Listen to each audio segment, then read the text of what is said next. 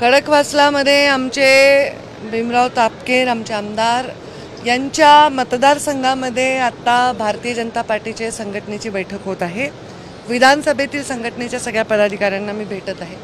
ही गेले 4-5 दिवस झाले या बैठकांचं सत्र सुरू आहे। पुणे जिल्ह्यामध्ये मी गेले 2 दिवस झाले आहे। उद्या मी नगर जिल्ह्यामध्ये जाणार आहे।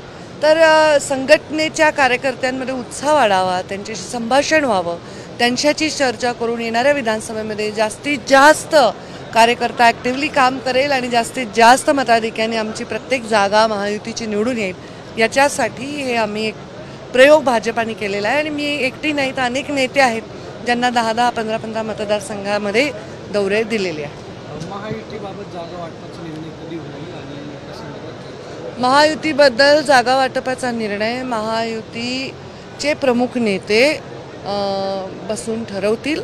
नक्कीच सर्वेक्षण होतील प्रत्येक जागेवर, काही जागांवर वेगळ्या चर्चेसाठी काही जागा ठेवल्या जातील आणि बाकी जिथे निर्णय करून टाकायचे आहेत तिथे निर्णय एक प्रायमरी आमचा निर्णय होऊन दिल्लीतील वरिष्ठांपर्यंत नेऊन फायनल होईल असं मला वाटतं। बावनकुळे म्हणाले की 33 जागा अशी आहेत मध्य प्रदेशात खूप अडचण आहे, त्याच्यातले 3 मतदारसंघाचे निरीक्षक तुम्ही ही अडचण दिसते का?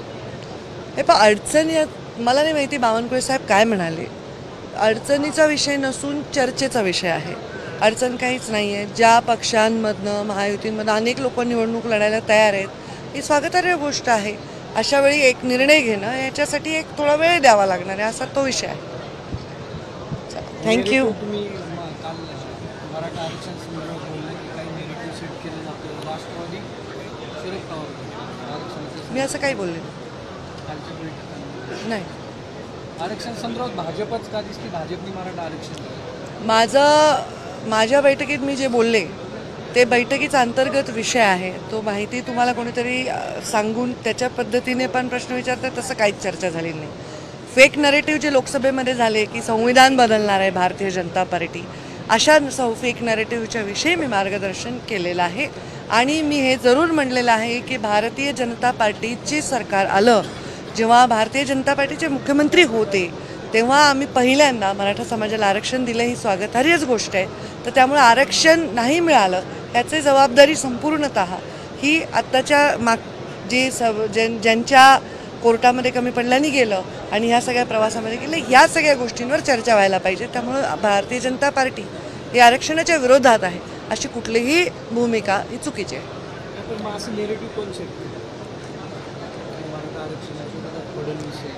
हे पहा, प्रचार यंत्रणा आणि प्रचारामध्ये जे चर्चा झाल्या त्याच्यावर आम्ही चर्चा करतोय आणि त्याच्यावर चिंतन करतोय आणि त्याच्यावरनं आम्ही निर्णय घेतोय। त्यामुळे आम्ही बैठकीमध्ये जे बोलतोय ते आम्ही तुमच्याशी बोलण्यासाठी ते नाही।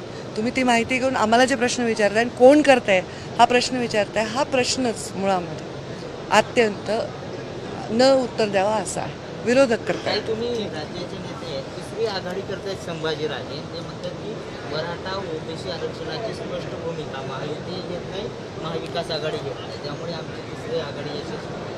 खरंच असं काही प्रश्न बघू आपण, थोडा काळ जाऊ द्यावा, त्याच्यात त्यांची काय भूमिका कायम राहते, ते काय म्हणतात त्याच्यावर आणखी आम्हाला प्रकाश पडल्यानंतर स्पष्टता आल्यानंतर मी त्याच्यावर बोलेन।